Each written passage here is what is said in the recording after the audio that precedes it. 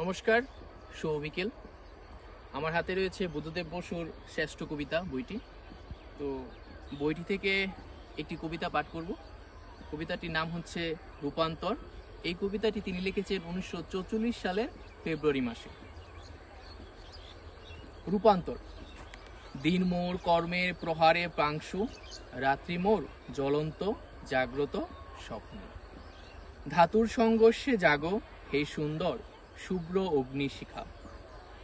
বস্তুপুঞ্জু বায়ু হোক, চাঁদ হোক নারী, মৃত্তিকার ফুল হোক আকাশের তারা। জাগো হে পবিত্র পদ্ম, জাগো তুমি প্রাণের মিনালে। চিরন্তনে মুক্তি দাও ক্ষণিকার অম্লান ক্ষমায়, ক্ষণিকেরে করো চিরন্তর। দেহ হোক মন, মন হোক প্রাণ, প্রাণে হোক মৃত্যুর সঙ্গম, মৃত্যু হোক দেহ, প্রাণ মন। ধন্যবাদ।